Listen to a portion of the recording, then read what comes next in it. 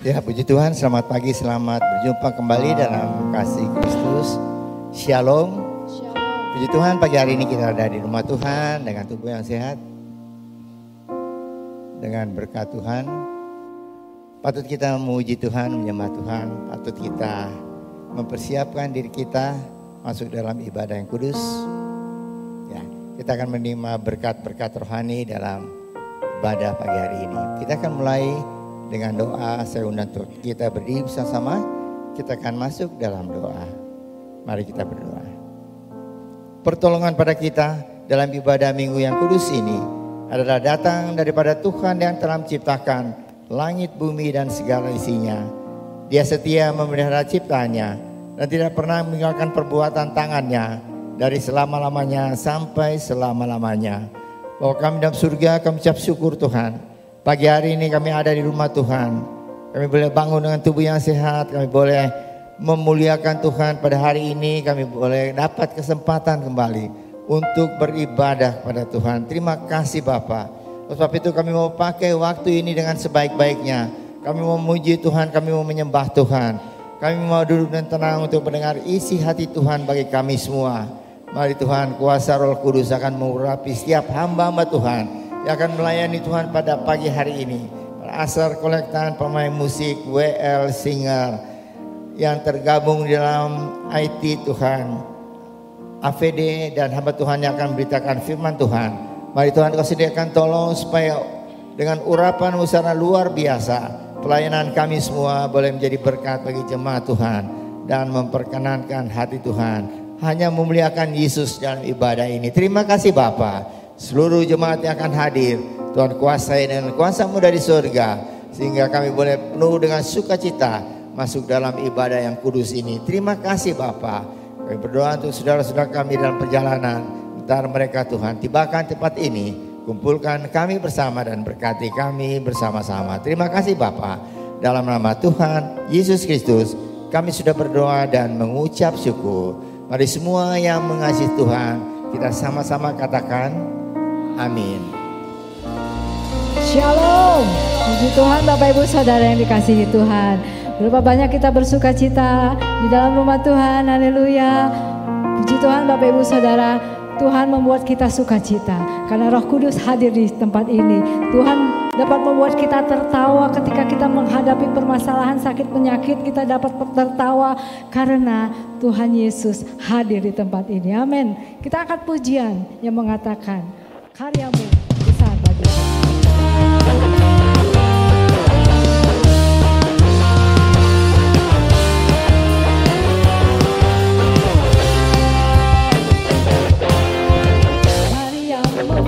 Mempesonaku, kau angkatku dari kelam, kasih tulus memberi warna.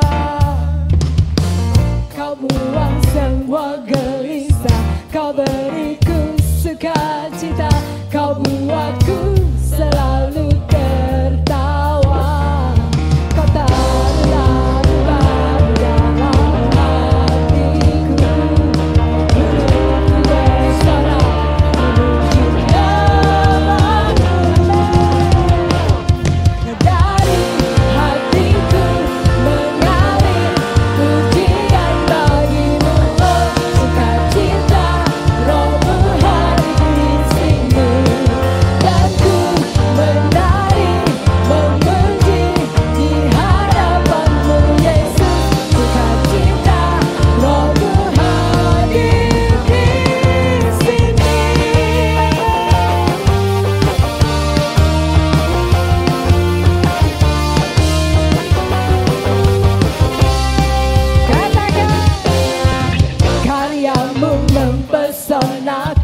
Kau angkatku dari kelam, kasih tulus memberi warna.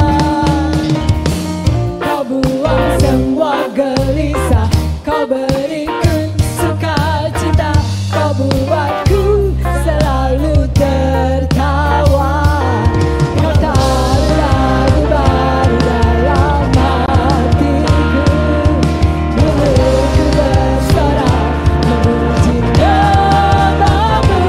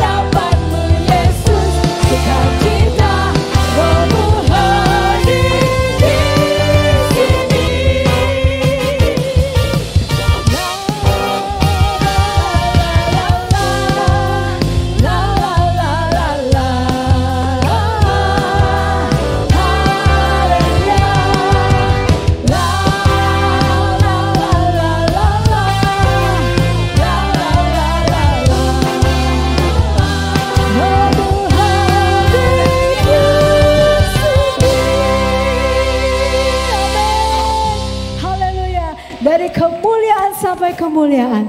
Tuhan selalu memberkati kita, amin. Tuhan selalu ada bersama-sama dengan kita, amin.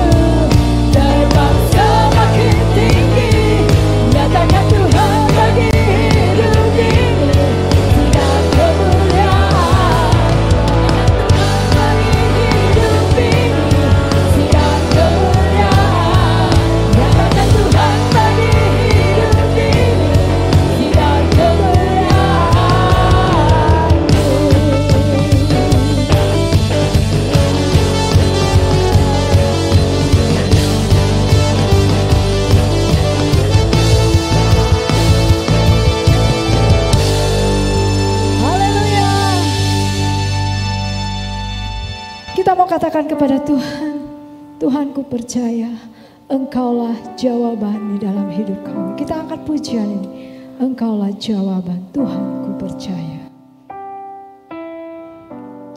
Amin.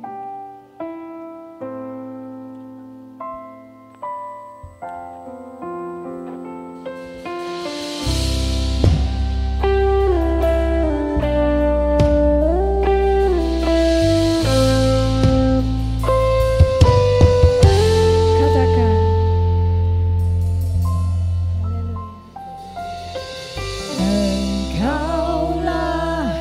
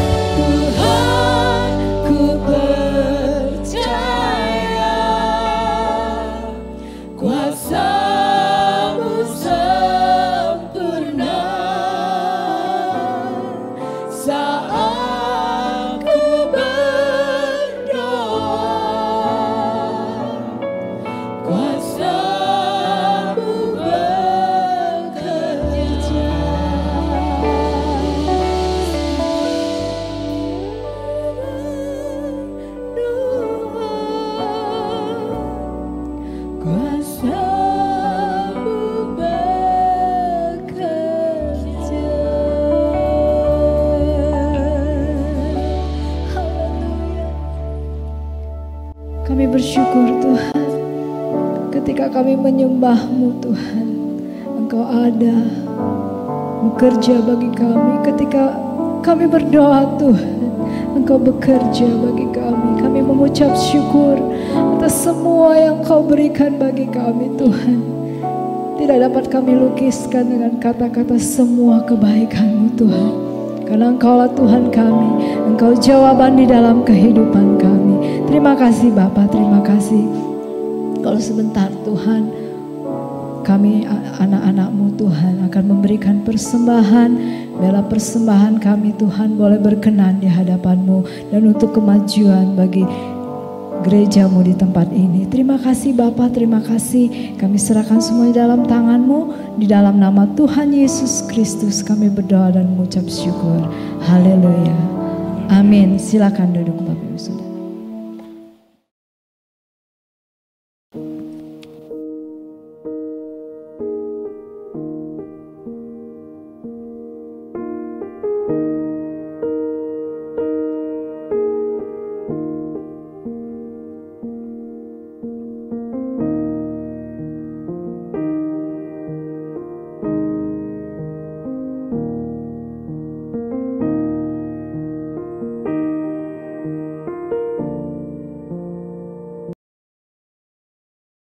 Mari kita berdoa.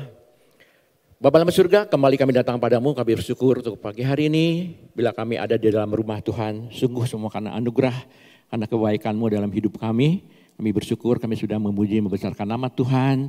Kami sudah memberikan persembahan, mengembalikan perpuluhan yang Tuhan punya. Biarlah dengan dana yang kami berikan untuk pekerjaan Tuhan, itu semakin memperluas pekerjaan-Mu di muka bumi ini. Tiba saatnya kami kembali akan merenungkan sebagian dari firman Tuhan. Bapa dalam surga, kami tahu hanya Engkau dengan kuasa Roh Kudus-Mu yang sanggup memberkati kami pada pagi hari ini. Yaitu kami mau menyerahkan pemberitaan firman Tuhan hanya ke dalam tangan pimpinan Roh Kudus. Roh Kudus memberkati, mengurapi kami semua, memberkati hamba-Mu dengan segala keterbatasannya, berkati dari ujung rambut sampai telapak kakinya. Agar pagi hari ini firman Tuhan boleh jadi berkat, kekuatan, dan kami boleh menerima itu dalam hidupan kami, pulang kami mengalami berkat Tuhan, berkati jemaat Tuhan yang hadir di tempat ini untuk mereka pun sama menerima berkat Tuhan dengan pimpinan Roh Kudus. Sekali kami serahkan semua hanya ke dalam tangan Tuhan. Kami mau hancurkan segala kuasa iblis yang mau mengganggu jalannya pemberitaan firman Tuhan. Kami usir keluar dan biarlah hanya Roh Kudus yang memberkati kami semua. Terpuji nama-Mu Bapa. Hanya di dalam nama Tuhan Yesus kami berdoa dan mengucap syukur. Amin. Shalom, selamat pagi Ibu Bapak yang saya kasih dalam nama Tuhan Yesus. Selamat bertemu kembali dalam kasih-Nya. Ya, kembali pagi hari ini kita belajar dari sebagian firman Tuhan. Tema bulan ini tetap ya masih dalam tentang doa. Bagaimana kita sebagai anak Tuhan harus berdoa. Kita sudah belajar bagaimana ketika kita menghadapi kekhawatiran, apa yang harus kita lakukan dengan doa kita. Minggu lalu kita diajarkan bahwa kita harus berdoa dengan tekun, dengan tak jemu-jemu. Pagi hari ini kita mau belajar ya apa yang harus kita hadapi sebagai anak Tuhan yang percaya kepada Tuhan ketika ada kesukaran, ketika ada kesesakan di dalam hidup kita. Ya, ketika kita mengalami kesesakan dalam hidup kita. Pagi ini firman Tuhan saya beri judul berseru dalam kesesakan. Bapak Ibu sekalian, kalau kita dengar kata kesesakan, ya dalam kamus bahasa Indonesia itu berarti sesak itu enggak lapang, enggak luas, sempit gitu ya, sempit sehingga membuat kita enggak nyaman. Dan tentu kita ingin cepat keluar dari situasi yang demikian agar kita mendapat kelegaan. 2 bulan yang lalu saya menjenguk seorang jemaat yang sedang sakit di sebuah rumah sakit. Rumah sakitnya besar tapi selalu rumah sakit itu penuh saudara. Untuk parkir mobil itu jangan harap saudara dapat ya. Untuk motor aja harus benar-benar perjuangan. Ketika tiba di sana, saya dengan istri membesuk sana, suasana memang penuh ya, rumah sakitnya memang penuh.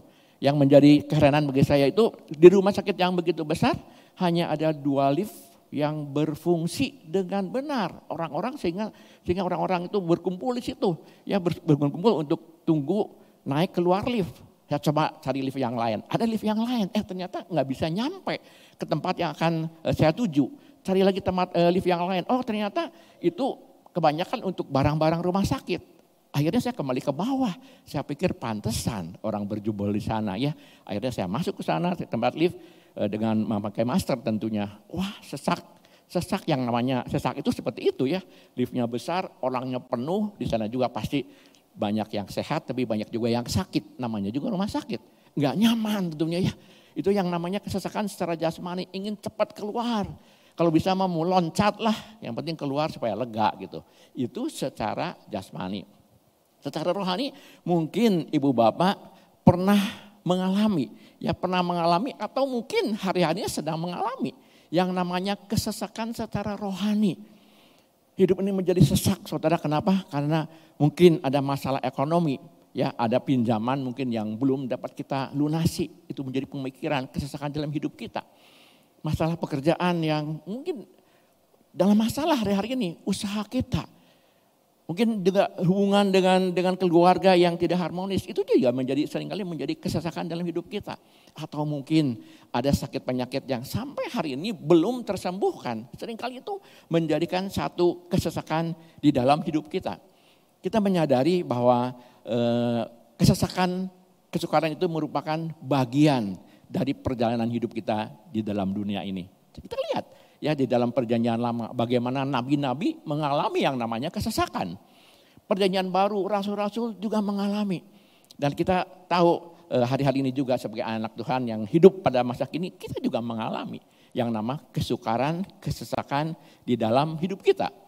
Kalau kita lihat bagaimana tentang Yusuf ya, Yusuf juga mengalami kesesakan di dalam hidupnya. Bagaimana enggak sesak?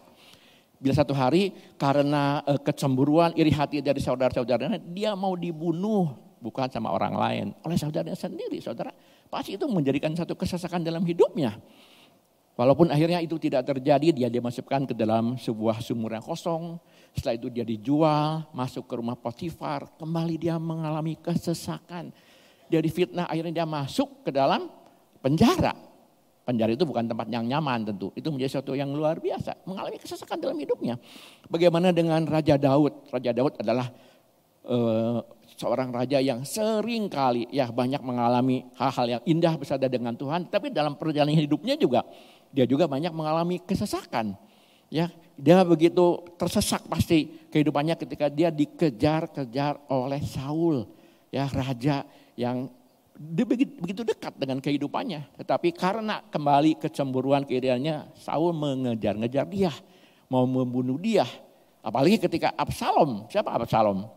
Anaknya yang mau membunuh dia. Wah, saya itu percaya itu menjadi satu kesesakan yang paling sesak dalam hidupnya. Ya, kalau orang lain mungkin yang mau mengejar membunuh dia itu masih mending. Tapi kalau anak sendiri saudara sudah mau melakukan demikian, saya percaya itu menjadi satu kesesakan yang luar biasa. Kita lihat juga bagaimana dengan Ayub dalam perjalanan hidupnya.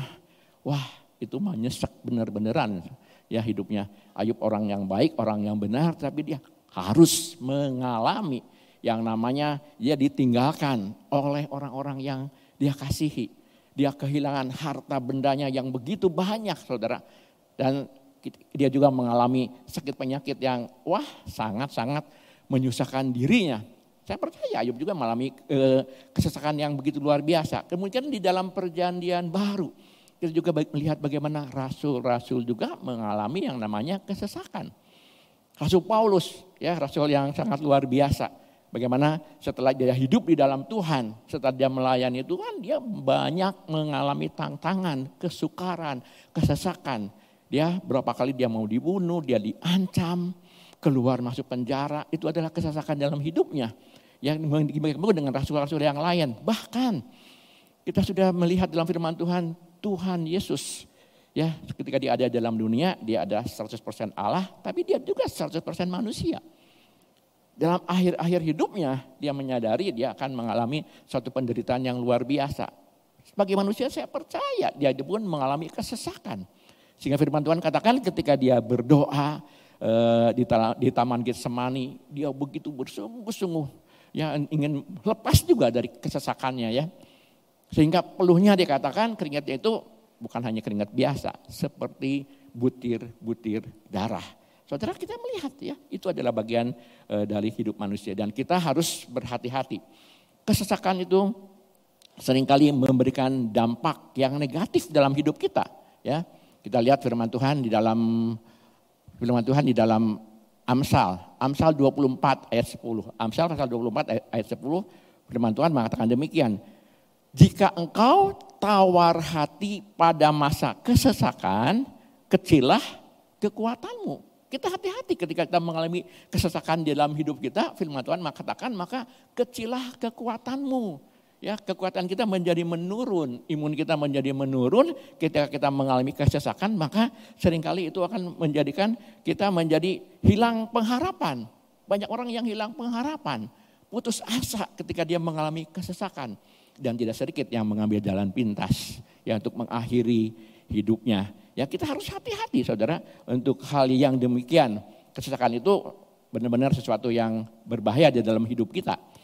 Kita ingat di dalam firman Tuhan, di dalam 1 Raja-Raja ya, dalam 1 Raja-Raja pasal yang ke-19. Di sana diceritakan tentang seorang nabi. Nabinya bukan nabi yang biasa, nabi yang luar biasa, bukan nabi kaleng-kaleng saudara, nabi yang hebat luar biasa, yang namanya Nabi Elia. Dalam 1 Raja-Raja pasal 19 di sana diceritakan dia sedang berperang melawan 450 nabi Baal. Ya, kita seringkali dengar kisah itu bagaimana dengan gagah perkasa, dengan pertolongan Tuhan, dengan anugerah Tuhan, dia bisa mengalahkan 450 nabi Baal tadi. Sehingga 400 nabi Baal tadi mati, harus dimatikan sepenuhnya. Tidak ada seorang pun yang tersisa. Tapi apa yang terjadi saudara? Beberapa saat kemudian dia menjadi seorang yang ketakutan, menjadi seorang yang penuh dengan kesesakan. Karena ada seorang istri Raja Ahab yang namanya Isabel. Isabel ini luar biasa, punya pengaruh besar. Dia bersumpah, dia berjanji. Ya, dia akan cari yang namanya Elia. Dia akan melakukan sama seperti apa yang dia sudah lakukan kepada Nabi Baal tadi. Dia mengancam akan membunuh Elia. Elia sebagai manusia. Dia juga nabi tapi dia juga manusia. Saya katakan itulah perjalanan hidup manusia. Hari kemarin mungkin dia melakukan satu peristiwa yang spektakuler ya. Kalau hari ini mungkin sudah viral. Di mana dia mengalahkan 400 nabi Baal. Tapi esok harinya mungkin dia merasa begitu tertekan ya. Kelemah yang satu luar biasa. Kita lihat di dalam firman Tuhan di dalam 1 Raja pasal 19 ayat 4. Firman Tuhan mengatakan demikian. Tetapi ia sendiri masuk ke padang gurun sehari perjalanan jauhnya. Lalu duduk di bawah sebuah pohon arar. Kemudian ia ingin mati. Katanya cukuplah itu. Sekarang ya Tuhan ambillah nyawaku. Sebab aku ini tidak lebih baik daripada nenek moyangmu. Bayangkan ya, hari ini kita mungkin mengalami sesuatu hal yang luar biasa. Hidup ini dinamis. Hidup ini dinamis, hidup ini penuh dengan perubahan. Ya, sekali saya katakan hidup ini satu buah perjalanan. Seringkali kita juga mengalami hal demikian. Ya, kemarinnya dia mengalami peristiwa yang besar. Hari besok kemudian dia begitu ketakutan. Firman Tuhan katakan dia begitu lari perjalanan satu hari lamanya. Kemudian apa yang ia katakan? Ia ingin mati. Ya, orang Sunda katakan hayang paeh, orang teh aduh teu kuat saudara. Dia ingin mati. Kenapa? Karena dia mendapat tekanan yang luar biasa. Ya, setelah itu Tuhan memberikan satu kekuatan di dalam kehidupannya. Kita lihat sekali lagi bahwa itu adalah bagian dalam hidup kita. Kita harus hati-hati. 1 bulan yang lalu mungkin saya membaca satu berita di Bandung ini ada seorang anak muda masih muda, umurnya 24 tahun, olahragawan saudara. Bayangkan olahragawan itu badannya bagus, orangnya cakep, seorang laki-laki. Dia terjun bebas dari apartemennya di sebuah apartemen kota Bandung. Ternyata apa yang sedang dialami, dia mengalami kesesakan dalam hidupnya. Karena dia diputus oleh pacarnya.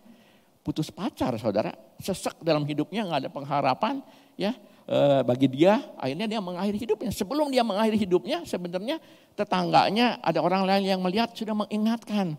Engkau jangan lakukan itu dalam hidupmu, kau masih muda demikian. Tapi dia bersikeras, dia katakan kalau hari ini saat ini pacarnya menelepon dia sedang tunggu pacarnya di dalam handphonenya, dia akan batalkan bunuh diri. Dia tunggu. Ternyata mungkin handphone pacarnya udah nggak aktif, saudara. Nggak menghubungi dia lagi. Terjun bebas, game over, saudara.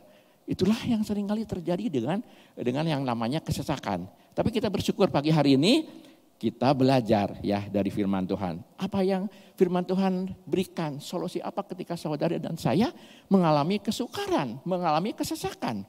Apa yang harus kita lakukan? Tentu kita tidak seperti orang dunia tadi. Walaupun kita mengalami hal yang sama, tetapi jalan kita berbeda. Karena kita punya Tuhan yang hidup, punya firman Tuhan yang ajaib dalam hidup kita. Yang menuntun, memimpin hidup kita. Itu yang membedakan. Hal yang pertama saudara, apa yang harus kita lakukan ketika kita mengalami kesesakan, mengalami persoalan dengan kehidupan kita. Firman Tuhan yang pertama yang harus kita lakukan adalah berseru pada Allah yang hidup. Berseru pada Allah yang hidup. Berseru, kata seru itu adalah satu ucapan. Ucapan yang diserukan, dikatakan dengan intonasi, dengan tekanan, dengan kata yang lebih keras. Namanya berseru. Kalau ada seorang ibu contohnya ya, dia sedang jalan. Ada orang yang menjamret. Apa yang dia katakan? Pasti dia berseru. Dia nggak akan bilang tolong, tolong. Enggak, dia bilang tolong, tolong. Dia akan berseru. Tujuannya apa untuk dia berseru?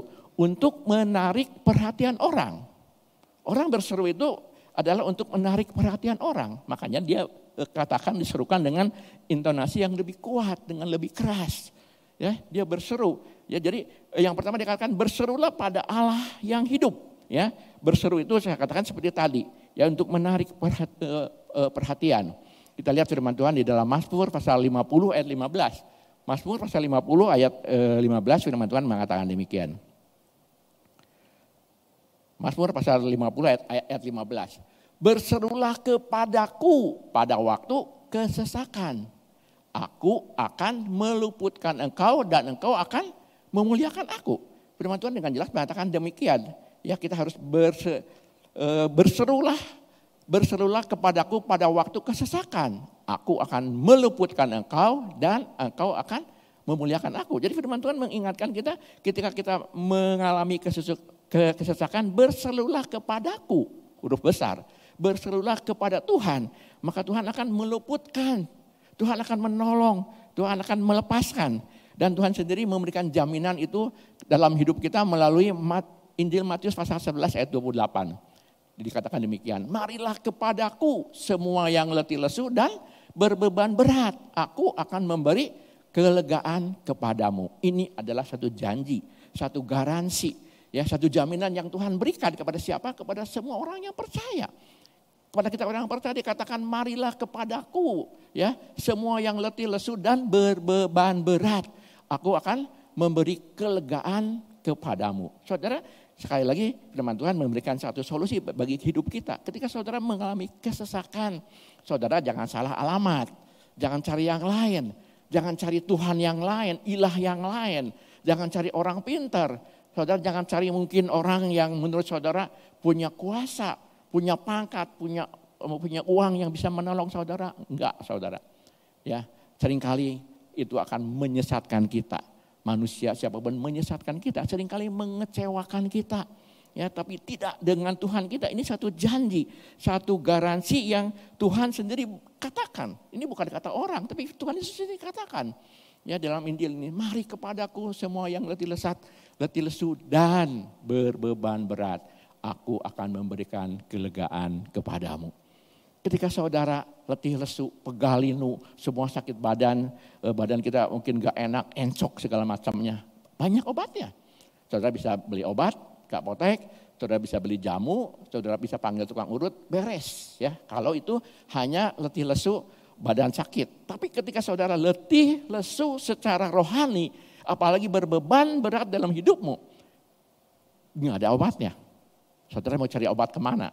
Ke apotek, ya, minta resep ke Pak Yohanes, minta resep ke apotek supaya letih lesu beban berat jiwa saya bisa diselesaikan. Nggak ada. Hanya satu, Tuhan yang kita sembah, yang menjanjikan itu dalam hidup kita. Amin. Hanya datang kepada Dia, bukan kepada yang lain. Dunia ini tidak bisa memberikan demikian. Siapapun tidak bisa memberikan itu jaminan untuk kita bisa lepas dari letih lesu beban berat kehidupan kita. Bahkan uang saudara yang banyak pun itu bukan jaminan. Kalau saudara lihat ya di dalam dunia ini, saudara bisa melihat begitu banyak orang-orang yang kaya yang mengakhiri hidupnya dengan tragis. Ya, ada seorang yang namanya Robin Williams. Robin Williams itu seorang komedian. Robin Williams komedian. Ya, kerjanya menghibur orang, tapi kaya raya luar biasa. Ya, Robin Williams ini komedian kaya raya. Tapi sejarah menuliskan, ya, dia mengakhiri hidupnya dengan bunuh diri. Karena dia tidak bisa mengatasi beban berat kehidupannya. Padahal sehari-hari dia menghibur orang. Dia nggak bisa menghibur diri sendiri. Uang yang banyak tidak bisa menolong dia. Matinya bunuh diri. Ada seorang di Jerman yang namanya Adolf Merkel. Adolf Merkel ini orang yang terkaya di Jerman pada saatnya. Pada waktu itu dia orang yang paling kaya. Tetapi kembali sejarah menuliskan, kalau saudara lihat di Google ya, saudara, wah banyak sekali. Kembali si Adolf Merkel ini di tengah kekayaannya dia mengalami masalah dengan kehidupannya. Kesesakan yang luar biasa. Apa yang dia lakukan? Dia menabrakkan diri ke sebuah kereta api yang sedang jalan. Tetapi sedang jalan dia lari dan menabrakkan diri. Mati saudara. Nggak tahan, nggak kuat. Ya, sekali lagi hanya satu yang bisa memberikan kelegaan dalam hidup kita ketika kita mengalami kesesakan. Datang berseru kepada Yesus. Dia yang memberikan jaminan itu. Dia yang mengatakan itu. Dia yang mampu melakukan itu dalam hidup kita. Kita lihat di dalam Mazmur pasal 46 ayat 2. Mazmur pasal 46 ayat 2. Firman Tuhan katakan, Mazmur pasal 46 ayat 2 dikatakan demikian. Allah itu bagi kita tempat perlindungan dan kekuatan. Sebagai penolong dalam kesesakan sangat terbukti. Ya, sekali saya bacakan, Allah itu bagi kita tempat perlindungan dan kekuatan. Sebagai penolong dalam kesesakan sangat terbukti. Siapa yang menulis ayat ini? Pemazmur Raja Daud. Merupakan satu testimoni dalam hidupnya, kesaksian. Dan bukan hanya ayat ini, banyak ayat kalau Anda lihat di dalam Mazmur. Bagaimana kesaksian dari Raja Daud. Ya, dia banyak mengalami bagaimana Tuhan memberikan kelegaan, kelepasan ketika dia mengalami kesesakan dalam hidupnya. Ya, Raja Daud mengatakan Tuhan itu menjadi tempat perlindungan, kekuatan di dalam hidupnya. Ya, kalau saudara baca di rumah dalam ayat 3-4 dia katakan, karena itu aku tidak takut. Walaupun dunia itu bergoncang, bumi bergerak, terjadi gempa bumi mungkin ya. Laut bergelora, terjadi tsunami, terjadi bencana di dalam kehidupan kita. Ada badai kehidupan yang dahsyat dalam hidup kita. Raja Daud katakan, aku tahu hanya dia tempat perlindungan kita. Perlindungan kehidupannya. Hanya dia menjadi tempat pertolongan yang sesungguhnya. Ya, itu yang dialami oleh Raja Daud. Dia senantiasa berseru kepada Tuhannya dan meminta kepada Tuhan, dan banyak ayat di mana Tuhan menjawab segala apa yang menjadi pergumulan di dalam hidupnya. Saudara sekalian, yang penting tentu dalam hidup kita pada pagi hari ini kita harus percaya dan yakin dengan apa yang Tuhan janjikan dalam hidup kita. Ya, kita tidak hanya baca firman Tuhan, Tuhan memberikan kelegaan, damai sejahtera, datang kepadaku. Yang penting kita mau datang, mau percaya enggak? Ya, sebagai orang percaya kita mau datang kepada itu yang penting dalam hidup kita. Saudara sekalian, dalam firman Tuhan di dalam Ibrani 4 ayat 16 firman Tuhan mengatakan demikian. Sebab itu marilah kita dengan penuh keberanian. Ya, sebab itu marilah kita penuh dengan keberanian menghampiri tahta kasih karunia-Nya supaya kita menerima rahmat dan menemukan kasih karunia untuk mendapat pertolongan kita pada waktunya. Itu yang penting dalam hidup kita. Marilah kita dengan penuh keberanian. Berani bukan karena kita sombong. Wah, saya mau datang kepada Tuhan berani. Bukan. Kita diberikan keberanian karena kita percaya sebagai anak Tuhan. Ya, kita mau datang kepada Dia untuk kita menerima kasih karunia-Nya. Supaya kesesakan kita, masalah kita, Tuhan tolong. Tuhan lepaskan dan Tuhan berikan kelegaan dalam hidup kita. Itu penting dalam hidup kita sebagai anak Tuhan ya. Kita untuk berani datang dan mempercayai Ia dalam kehidupannya. Bapak Ibu sekalian yang saya kasih dalam nama Tuhan Yesus. Di bulan April dan Mei ini saya benar-benar mengalami yang namanya kesesakan dalam hidup. Saudara, di dalam bulan April, akhir bulan April, tiba-tiba di satu sore, salah seorang karyawan saya berkata, ada api, Pak, ada api di atas. Wah, ketika saya mendengar api, saya udah lemes, saudara. Ada api di atas, udah lemes. Saya udah kaget. Saya berseru, Tuhan tolong. Saya katakan, api di mana? Itu di atas Pak, di dekat Turen, di loteng dekat Turen, ada api di sana. Rupanya dia ketika dia sedang kerja, dia mendengar ada suara pletek gitu. Kayak sesuatu yang mungkin seperti hujan yang turun. Tapi ketika dia ada api di atas, saya naik saudara. Lemas saya benar-benar itu merasakan satu kesesakan. Saya katakan saya tidak bisa hanya berkata, Tuhan Yesus tolong. Saya lihat di atas benar. Ada api, ada kabel yang sedang terjulur, terbakar. Wah saudara kaget, lemes ya. Ada tangga memang di situ untuk ke atas, saya naik ke atas, saya coba matikan api itu. Enggak bisa. Karena ada teralis yang terkunci di sana. Saya katakan pada karyawan saya, ambil kunci, cepat buka. Dia naik ke atas, buka kuncinya, dia naik ke atas dan dia mencoba memadamkan api itu. Puji Tuhan, apinya padam saudara. Wah, saya benar-benar merasakan sesuatu yang luar biasa. Lemas saudara. Makanya seringkali mungkin itu yang terjadi, rumah kebakaran, ada konslet yang seperti tadi. Kabel yang benar-benar kebakar, nyala, luar biasa. Kemudian pada awal Mei di hari Minggu, saudara, awal Mei di hari Minggu waktu itu istri saya menyuruh ya karyawan dulu yang kerja bekas sahabat saya untuk membersihkan. Ada pohon, ya tetangga saya punya pohon yang tinggi. Kerjaannya pohon itu mengerjakan kami semua tiap hari. Wah sampahnya sampai 2 hari, sehari itu 2 kali harus dibersihkan. Istri saya menyuruh karyawannya untuk karyawan saya untuk membersihkan itu hari Minggu saya ingat.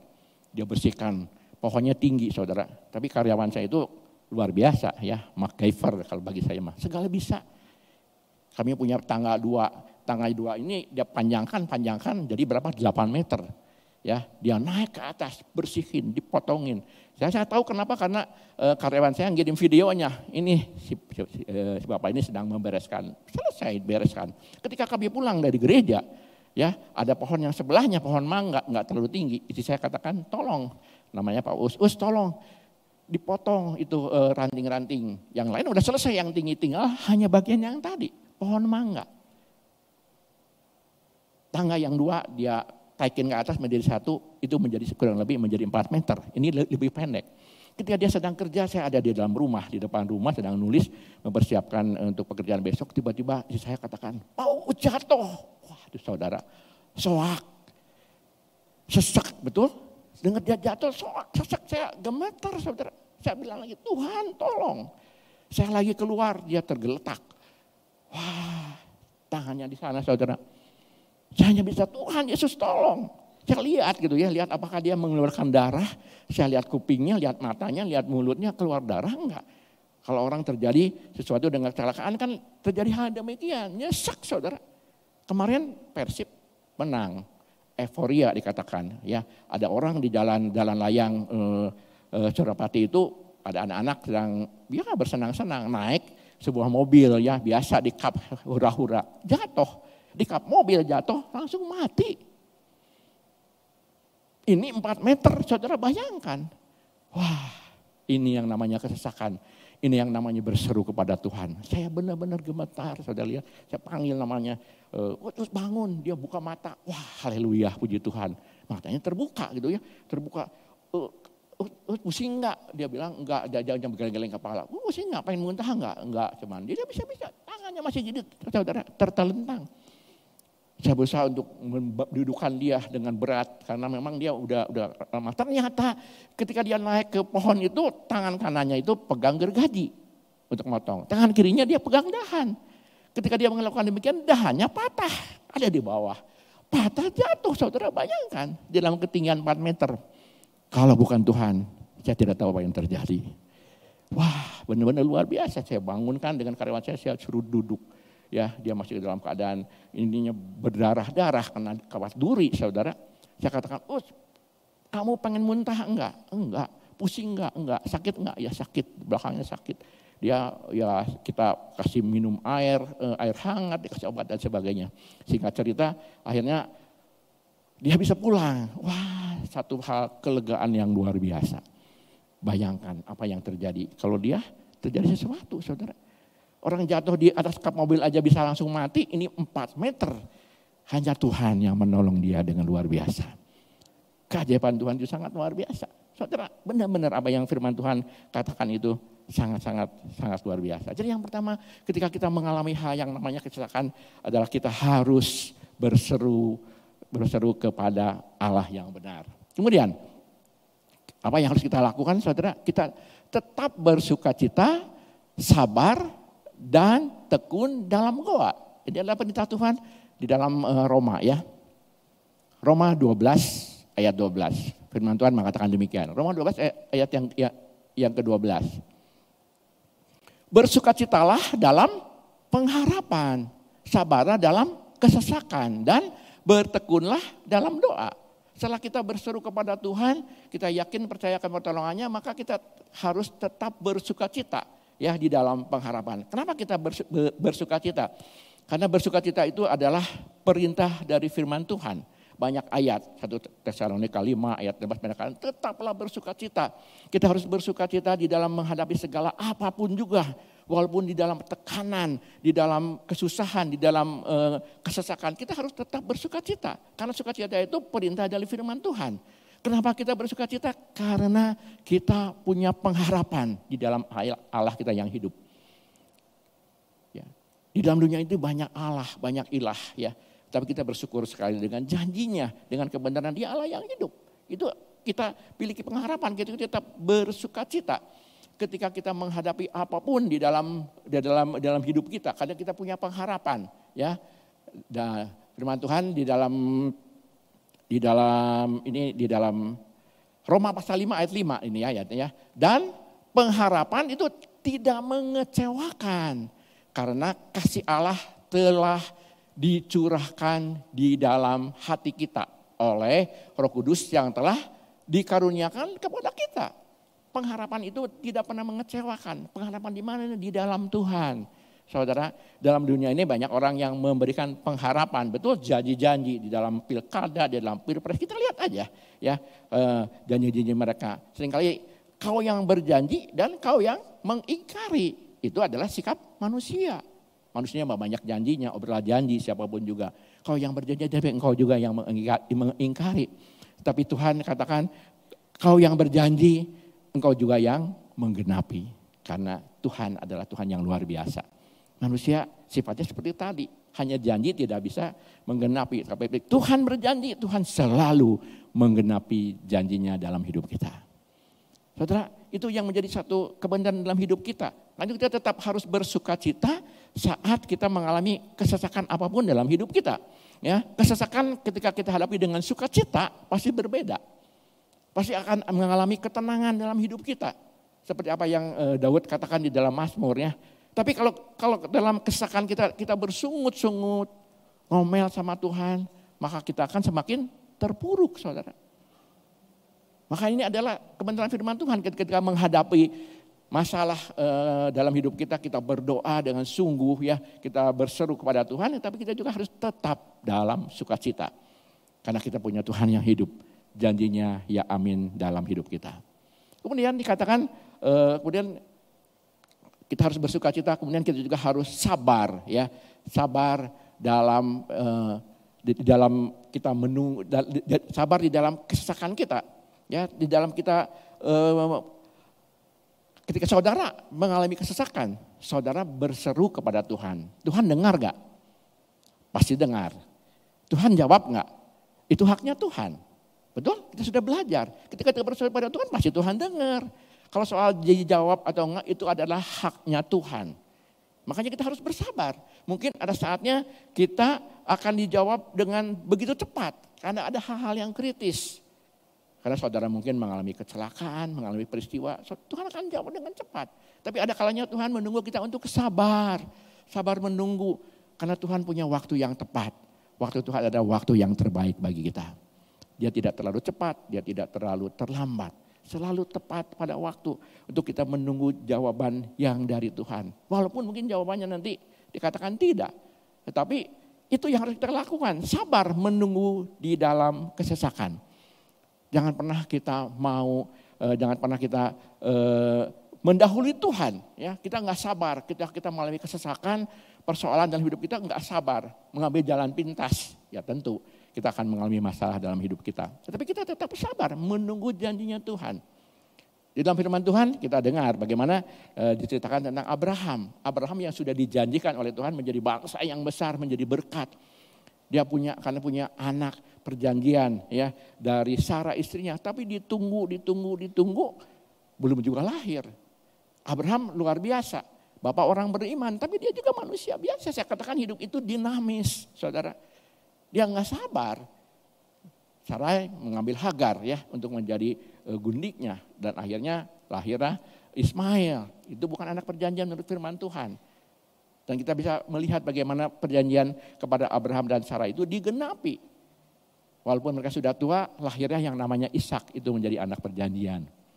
Karena ketidaksabaran itu, maka keturunan Ishak dan keturunan Ismail terus saudara gontok-gontokan sampai hari ini. Palestina memanas terus, betul? Di arah sana memanas, karena itu kan demikian. Jadi kita belajar sebagai anak Tuhan yang percaya kepada Tuhan, kita berseru di dalam doa kita tetap bersukacita, tetapi kita juga harus tetap bersabar menunggu waktunya Tuhan. Tuhan masih dengar, tapi untuk jawaban Tuhan ya kita sabar.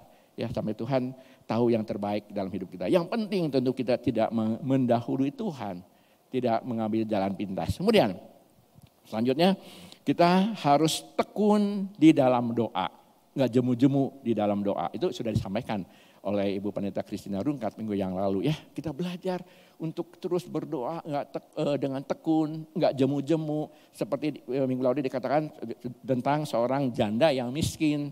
Ya udah janda miskin nggak punya apa-apa. Ya dia tidak jemu-jemu mengetuk terus kepada seorang hakim. Hakimnya juga lalim ya, hakimnya juga jahat tanda kutip ya. Jadi dia terus tidak jemu-jemunya. Hari ini belum dijawab, besok dia ketuk lagi. Besok belum dijawab, diketuk lagi. Terus akhirnya hakim yang lalim tadi juga menjawab apa yang menjadi permintaan dari janda miskin. Hal yang demikian pun dengan hidup kita, dengan pergumulan kita. Ya, dengan kesesakan kita harus tekun di dalam doa. Doa yang tekun, saudara sekalian. Proses itu tidak pernah membohongi hasil. Ya, proses itu tidak pernah membohongi hasil. Anak sekolah yang rajin belajar pasti nggak pernah bisa dibohongi. Dia akan berhasil. Dia akan sukses dengan sekolahnya, menjadi orang yang pintar, menjadi orang yang luar biasa. Ya, karena dia rajin, dia tekun di dalam belajar, sungguh-sungguh dalam belajar, nggak pernah bohong. Hasil itu nggak pernah bohong. Ya, proses itu nggak pernah bohong. Itu akan menentukan hasilnya seperti apa. Orang yang kerja, saudara, orang yang kerja dengan sungguh-sungguh, mungkin dia mulai kerja dari bawahan, ya dari tingkat yang paling bawah, yang sederhana, kita bisa melihat kesaksian begitu banyak. Tapi dia tekun dengan bekerja dengan sungguh-sungguh, naik jabatan menjadi orang yang tinggi di dalam kantornya, ya di dalam sekolah, di dalam pekerjaan, juga di dalam usaha. Ya seorang usahawan itu harus tekun dengan pekerjaannya, ya jangan bosan, nggak maju-maju ya udah tinggalkan. Kita harus tekun dengan apa yang pekerjaan kita. Ya tekun melobi, saudara, melobi orang-orang, melobi klien-kliennya agar dia boleh menjadi seorang usahawan yang berhasil. Itu pekerjaan yang dilakukan. Saudara sekalian, ketika saya kerja nih hari-hari ini saya kerja dengan istri saya. Pekerjaan kami berdua pun selalu demikian, ya melobi pelanggan. Kita harus tekun menjaga mereka, melobi mereka. Ya seringkali ketika barangnya banyak, ya istri saya dan saya mencoba menawarkan kepada orang apa yang kami punya ditawarkan. Tadinya nggak mau, karena tekun saudara kita melobi, akhirnya mau. Nggak mau gitu kan barang, ya kita mah tekun aja melobi. Puji Tuhan, orangnya mau itu ya untuk mendapatkan apa yang kita tawarkan. Tapi kalau tanpa ketekunan itu pasti nggak bisa. Bahkan ada seorang karyawan dari pelanggan saya mengatakan demikian kepada bosnya ya. Bu, kalau dipanggil sama Pak Yayan sama Ibu Ida itu jangan datang. Jangan datang ke sana. Nanti ibu dihipnotis loh. Ibu disirap, tahu nggak? Ibu kalau ke sana itu selalu beli, padahal nggak perlu beli. Saya dianggap tukang hipnotis, saudara. Saya ketawa aja sama istri saya. Karena ketekunan akhirnya dia mau beli. Saya tahu itu hanya kasih karunia Tuhan. Kalau tanpa Roh Kudus nggak bisa, betul? Itu pekerjaan Roh Kudus. Sampai bilang demikian, jangan mau kalau dipanggil sama kami berdua. Dia mau tukang hipnotis orang, tukang nyirep katanya. Saya ketawa, saudara. ketekunan itu luar biasa dalam hidup kita. 2 hari yang lalu saya punya pelanggan, dia baru pulang dari luar negeri. Lama di sana, perjalanan jauh, mungkin masih jet lag kayaknya ya. Masih jet lag, sehingga ketika kami tawarkan barang, ya mau sih, waktu itu pagi itu mau. Dia bilang, oke mau lah, barangnya masuk pagi-pagi, dikerjain siang-siang. Saya tawarkan kembali, istri saya tawarkan, besok nih ada barang lagi. Ini mau liburan nih, lama nih ya. Liburan ini 4 hari, kami mau libur Idul Adha itu 4 hari. Setelah itu minggu depannya saya ada keperluan, mau libur lama lagi. Ini ada barang, mau nggak nih? Ini orangnya lagi lelang, Bu. Dia katakan oke lah, jangan banyak-banyak. Dia katakan oke. Makanya saya masukin barangnya, udah kan beres kan. Malam-malam, sore-sore ketika kami sedang di luar, saudara. Ketika kami sedang makan di luar, tiba-tiba ibu tadi telepon. Waduh, ke istri saya, nggak jadi barangnya, nggak jadi saya ambil. Hah, kenapa nggak jadi barang? Penuh. Mungkin dia lagi jet lag, saudara, masih belum on bener ya, jadi bingung dia teh. Waduh, ini penuh. Jadi saya bilang, tolonglah, cobalah, ini barangnya nggak banyak, kan saya mau libur. Kalau ibu tadi pagi bilang enggak, saya juga nggak masukin. Ya, ini kan buat hanya barang buat ibu ya, tapi gimana? Ya fotoin, saudara lihat nih, kulkas saya penuh freezernya semua. Jadi gimana lah, istri saya bohwat juga ya. Kasih saya, Pak, tolong teleponin. Ya kita mau tekun aja lah, kita mau punya Tuhan. Saya yang telepon dia, gimana Ci? Iya ini teh penuh, gimana barangnya? Aduh Ci tolonglah, ya saya ini kan mau libur. Iya tapi barangnya gimana? Udah penuh gini gimana? Udah gini aja, ya nanti besok kamu kasih bon ke rumah saya, kirim bon ke rumah saya. Barangnya nggak usah diambil, saya bayar. Barangnya buat kamu aja. Alah gak mau, saya bilang apa-apaan saya menerima uang yang seperti itu. Enggak apa-apa, saya tanggung jawab, jangan takut, jangan paesenggi sama saya mah. Udah kirim bonnya aja pokoknya besok. Barangnya gak usah dikasih. Saya bilang enggak mau, saya bilang enggak mau, saya enggak mau, biarin aja. Enggak apa-apa lah kalau memang enggak penuh ya udah, saya tuh gimana, saya juga enggak apa-apa. Udah enggak apa-apa, saya cobailah tawarin ke orang lain, siapa tahu mau. Saya tutup telepon saudara. 5 menit kemudian telepon lagi ibu tadi. Aduh udah gak apa-apalah.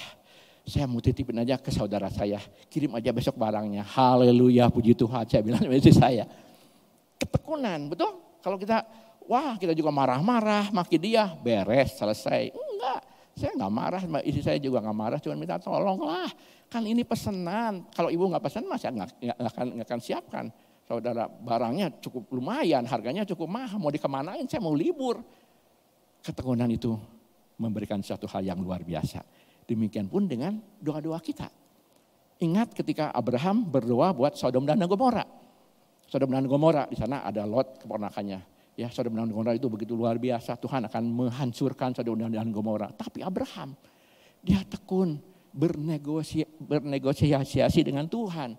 Dia katakan kepada Tuhan, gimana ya? Kau Allah yang maha pengasih. Kalau ada 50 orang aja di sana yang benar-benar mengasihi Tuhan, apakah akan diselamatkan? Tuhan bilang, oke, 50 orang gak apa-apa. Tapi dia mikir juga, ada gak 50 ya? Dia mah benar-benar luar biasa Abraham. Dia tawar lagi pada Tuhan tekun. Kalau dikurang 45 aja gimana? Tuhan bilang, oke, 45 gak jadi masalah. Tuhan kita Tuhan yang luar biasa saudara ya. Penuh dengan kasih. Dia turunin lagi, dia mikir juga, kayaknya 40 mah gak ada. Kalau 30 gimana? 30, gak apa-apa, boleh aja. Ayat di dalam kejadian ya, kejadian 18 saudara bisa baca di sana. Boleh aja saudara, diturunin lagi sampai 20. Akhirnya sampai 10 dia bilang maaf, ini mah yang terakhir ya. Kalau ada 10 kira-kira di sana apakah Sodom dan Gomora akan dihancurkan? Tuhan bilang enggak. Walaupun kenyataannya enggak ada yang 10 ya. Akhirnya Sodom dan Gomora harus dihancurkan, hanya Lot yang selamat. Kita bisa melihat bagaimana kita harus tekun dalam doa kita ketika kita menghadapi kesesakan. Tuhan kita Tuhan yang luar biasa. Pagi ini kita bersyukur karena ada solusi kebenaran firman Tuhan. Tuhan kita bukan Tuhan yang jauh di sana, tapi Tuhan yang ada, dia hanya jauh sejauh doa kita. Ketika kita datang kepada Tuhan, berseru kepada dia, ya percaya kepada dia, mengandalkan dia dalam hidup kita, percayalah. Dia yang akan memberikan pertolongan dalam hidup kita. Dia yang akan meluputkan kita. Dia akan menolong hidup kita. Dan terutama dia akan memberikan kelegaan dalam hidup kita. Biarlah itu yang kita lakukan. Ya, dalam hari-hari kita ketika kita mengalami hal demikian kita tetap percaya. percaya kepada Tuhan dan lakukan itu dalam hidup kita. Untuk kita melihat kebaikan Tuhan, kemurahan Tuhan. Dan melalui semua itu firman Tuhan katakan nama Tuhan yang dimuliakan. Amin. Kiranya Tuhan memberkati kita semua. Kita masuk dalam doa ya. Sebelum saya serahkan. Bapa dalam surga, kembali kami datang padamu. Kami bersyukur pagi hari ini kami kembali boleh diingatkan oleh kebenaran firman Tuhan.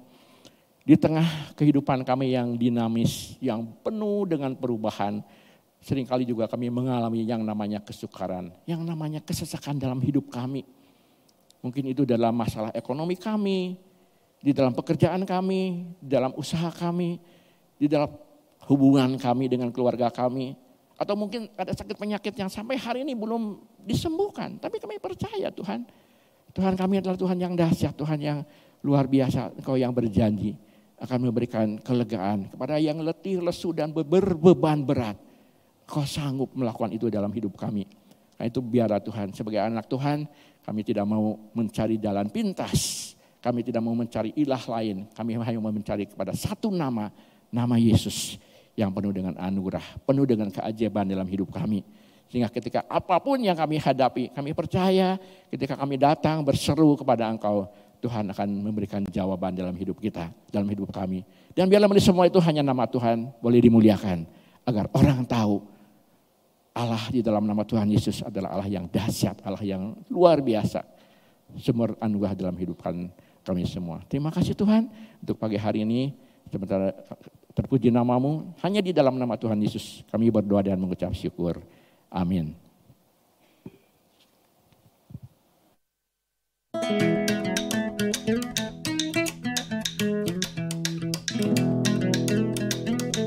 Pernahkah saudara bertanya, adakah hubungan antara keselamatan dan bergereja? Atau adakah yang pernah mendapat pertanyaan, apakah orang yang diselamatkan harus bergereja? Atau apakah orang yang tidak bergereja bisa kehilangan keselamatan? Semua jawaban dari pertanyaan ini akan saudara dapatkan dalam pertemuan Biblical Night bulan Juni. Dalam pertemuan kali ini kita akan membahas tentang ajaran keselamatan yang bertema Salvation and Church. Di dalam pelajaran ini kita akan membahas ajaran Alkitab tentang hubungan antara anugerah keselamatan dan gereja. Pertemuan Biblical Night ini akan diadakan tanggal 27 Juni 2024, hari Kamis pukul 7 malam via Zoom Meeting Gereja Rehoboth. Sampai jumpa, Tuhan Yesus memberkati.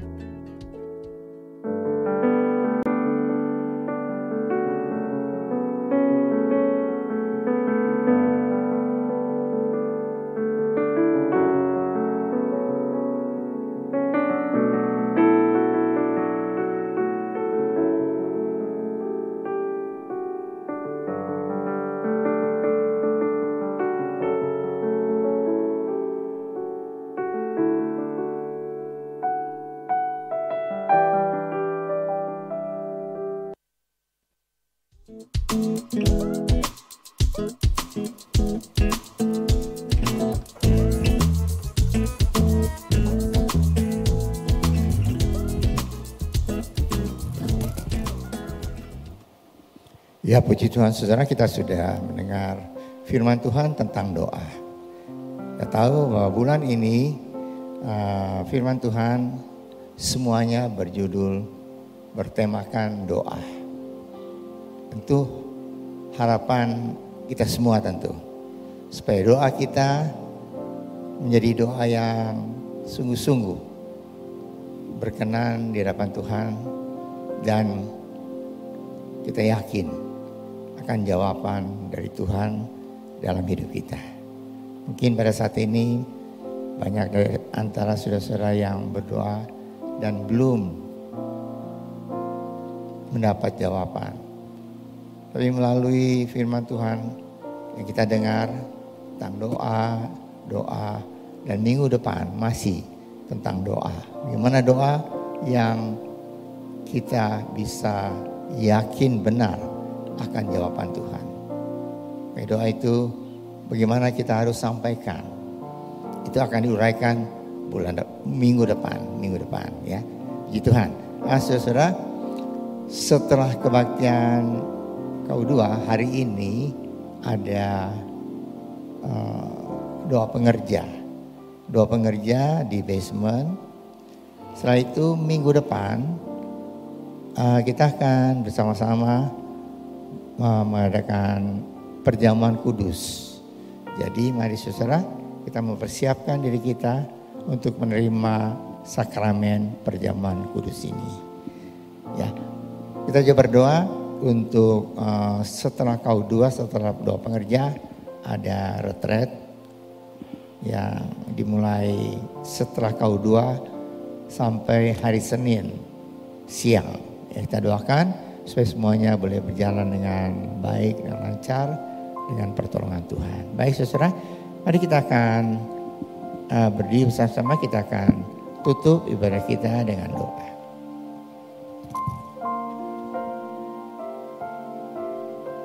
Mari kita berdoa. Bapa kami di surga, terima kasih Tuhan untuk berkat Tuhan bagi kami semua. Terima kasih Tuhan melalui firman Tuhan dengan bertemakan doa.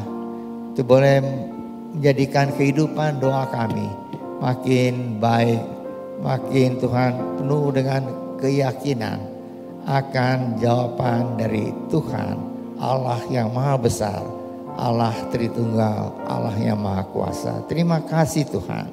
Kami berdoa Tuhan untuk saudara-saudara kami yang mungkin pada saat ini mengalami hal-hal yang menyesakkan hidupnya. Tapi kami percaya Tuhan, kalau kami terus berdoa dengan tekun, maka Tuhan akan mendengar, Tuhan akan menjawab dan tidak pernah terlambat. Tuhan akan menjawab tepat pada waktunya. Terima kasih Bapa. Kami tetap berdoa untuk pemerintah Tuhan. Mari Tuhan, kesendirikan tolong semua yang dilakukan untuk pemerintahan yang sekarang ada Tuhan, yang akan berakhir pada bulan Oktober yang akan datang, dan pemerintahan yang baru yang akan mulai pada bulan setelah itu. Tuhan sendiri akan tolong sehingga semuanya boleh berjalan dengan tenang. Dan Tuhan, kami percaya Tuhan, Indonesia ada dalam kendali-Mu, dan kami percaya apa yang dilakukan itu boleh sesuai dengan kehendak Tuhan. Terima kasih Bapa.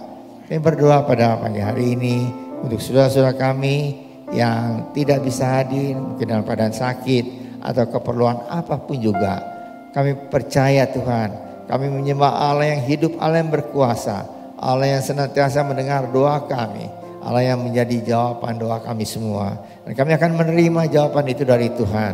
Nah, kami percaya Engkau adalah Allah yang maha kuasa, yang senantiasa mendengar dan menjawab doa kami semua. Terima kasih Bapa. Kami berdoa Tuhan untuk saudara-saudara yang sudah memberikan persembahan, memberikan perpuluhan yang Tuhan punya. Terima kasih Tuhan, ajar kami memberikan yang terbaik, karena Tuhan sudah memberikan yang terbaik bagi kami, yaitu keselamatan dan hidup yang kekal dalam Tuhan. Kami berdoa Tuhan untuk minggu yang akan datang. Kami akan berjalan dalam minggu yang akan datang.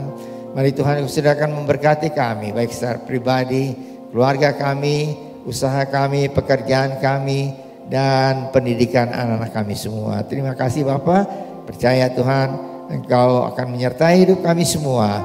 Dan minggu depan kami boleh datang di rumah Tuhan dengan mempersiapkan diri untuk Tuhan menerima sakramen perjamuan kudus. Kami juga akan doa puasa secara korporat pada hari Kamis, Jumat, dan Sabtu. Mari Tuhan, Engkau memimpin hidup kami semua. Terima kasih Bapa. Percaya Engkau sudah mendengar doa kami, ucapan syukur kami ini. Kami naikkan dalam nama Tuhan Yesus Kristus yang menjadi juru selamat kami yang hidup. Saudara yang dikasihi oleh Tuhan, angkatlah tangan saudara untuk menerima berkat Allah. Arahkan hati saudara kepada Tuhan dan hadiratnya. Maka berkat Allah memenuhi hidup saudara. Berkat Allah memenuhi keluarga saudara. Berkat Allah memenuhi kesehatan saudara. Berkat Allah memenuhi pekerjaan saudara. Dan jadilah berkat dimanapun saudara berada. Saudara terimalah berkat dari Allah Bapa, kasih karunia dan damai sejahtera dari Tuhan Yesus Kristus, dan persekutuan Allah Roh Kudus menyertai saudara sekalian mulai hari ini sehingga Maranatha, Tuhan Yesus datang kembali. Amin. Bapa, terima kasih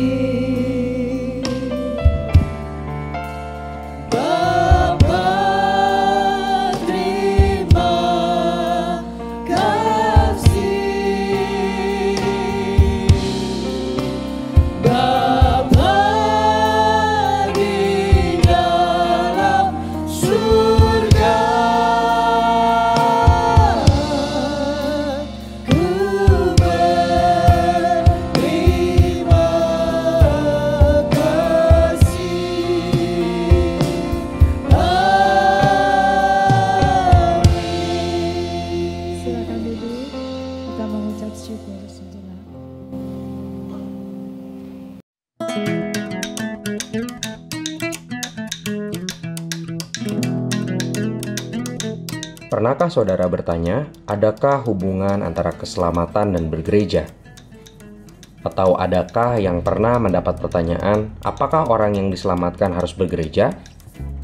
Atau apakah orang yang tidak bergereja bisa kehilangan keselamatan? Semua jawaban dari pertanyaan ini akan saudara dapatkan dalam pertemuan Biblical Night bulan Juni. Dalam pertemuan kali ini, kita akan membahas tentang ajaran keselamatan yang bertema Salvation and Church. Di dalam pelajaran ini, kita akan membahas ajaran Alkitab tentang hubungan antara anugerah keselamatan dan gereja. Pertemuan Biblical Night ini akan diadakan tanggal 27 Juni 2024, hari Kamis pukul 7 malam via Zoom Meeting Gereja Rehoboth. Sampai jumpa, Tuhan Yesus memberkati.